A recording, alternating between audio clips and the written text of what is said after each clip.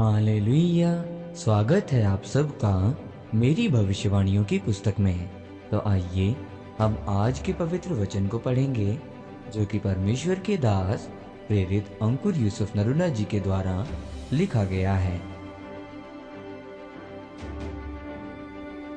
कठिन समय में भी परमेश्वर के आभारी रहें। जैसा कि फिलिपियों की पुस्तक अध्याय 1 उसकी 12 से 14 आयत में लिखा है, हे भाइयों, मैं चाहता हूं कि तुम ये जान लो कि मुझ पर जो बीता है उससे सुसमाचार ही की बढ़ती हुई है। यहाँ तक कि कैसर के राजभवन की सारी पलटन और शेष सब लोगों में ये प्रकट हो गया है कि मैं मसीह के लिए कैद हूँ, और प्रभु में जो भाई हैं उनमें से अधिकांश मेरे कैद होने के कारण हियाव बांध कर परमेश्वर का वचन निधड़क सुनाने का और भी साहस करते हैं। मेरे प्रियो, बाइबल बताती है कि उस समय में 6,000 से 12,000 सिपाही होते थे।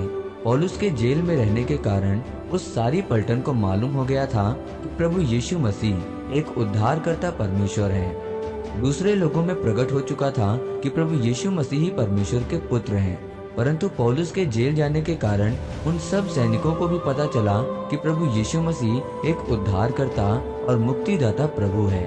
लेकिन आज के विश्वासी को अगर उसकी जिंदगी में कोई झटका लगे, कोई करंट लगे, तो क्या आप वही विश्वास में बने रहते हैं जो उस विश्वासी को तब मिला था जब उसकी जिंदगी में बड़ी गवाही पैदा हुई थी? अच्छा है कि परमेश्वर आपको बड़ी गवाही दे, उससे भी उत्तम है कि परमेश्वर के प्रति आपका उत्तम विश्वास हो। अगर बड़ा विश्वास हुआ तो रोज आपके जीवन में बड़ी गवाहियां होंगी। आपके जीवन में आपके बच्चे, आपका उद्देश्य, आपका पैसा, जिस भी क्षेत्र में परमेश्वर के द्वारा आप बुलाए गए हो।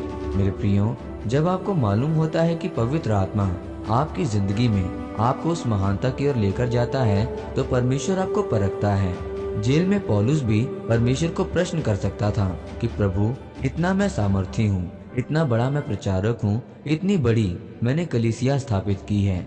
वो प्रभु से प्रश्न कर सकता था। अगर पतरस को परमेश्वर अपना दूत भेजकर छुड़ा सकता है तो पौलुस को भी छुड़ा सकता था। पतरस जब जेल में था वह जंजीरों से बंधा हुआ था। जब दूत आया तो उसने उसकी पसली को थपथपाया तो उसकी जंजीरें खुल गईं, दरवाजे अपने आप खुलने लगे। पतरस को लगा कि मैं दर्शन देख रहा हूँ। जब वो घर पहुंचा तो तब उसे पता चला कि मैं सचमुच आजाद हूँ। अगर परमेश्वर अपना स्वर्गदूत भेजकर पतरस को छुड़ा सकता है तो वो पौलुस को भी छुड़ाने की सामर्थ्य रखता था। अगर आप संसारिक बुद्धि से सोचें तो उस समय की जनसंख्या कितनी हो सकती थी? अगर पौलुस शरीर में खुला भी घूमता तो ज्यादा से ज्यादा 1 से 1.5 करोड़ लोगों को सुसमाचार सुना पाता। आज उसी जेल में बंद रहकर लिखी पत्रियां 400 करोड़ से भी ज्यादा लोग पढ़ चुके हैं। वो उस समय का शांत समय था। वो जेल में रहकर परमेश्वर की आराधना और प्रार्थना करता रहा, और जेल में रहकर बहुत ज्यादा कष्ट झेल कर भी परमेश्वर में वफादार रहा और उसका आभारी रहा। आज आप पर कोई भी विपत्ति क्यों न आ जाए, परमेश्वर के कामों को करते जाओ। परीक्षा में जो स्थिर रहता है वही अपनी योजना को और अपनी बड़ी गवाही को पैदा करता है। आपको परमेश्वर के राज्य के लिए सुसमाचार को और भी बढ़ाना है ताकि परमेश्वर का राज्य निकट आ सके। आमीन। आइए इस प्रार्थना को आप मेरे साथ एक मन होकर करें। सर्वशक्तिमान परमेश्वर, इस वचन के लिए मैं आपका धन्यवाद करता हूँ। परमेश्वर, मैं ये प्रार्थना करता हूँ कि मैं आपके सुसमाचार को और भी तेजी से बढ़ा सकूं। पौलुस और पतरस की तरह कोई भी परीक्षा क्यों ना आए, मैं हमेशा खड़ा रह सकूं। प्रभु यीशु मसीह के नाम में, आमीन। परमेश्वर आप सबको आज के वचन के ऊपर मनन करने के द्वारा आशीषित करे। आमीन।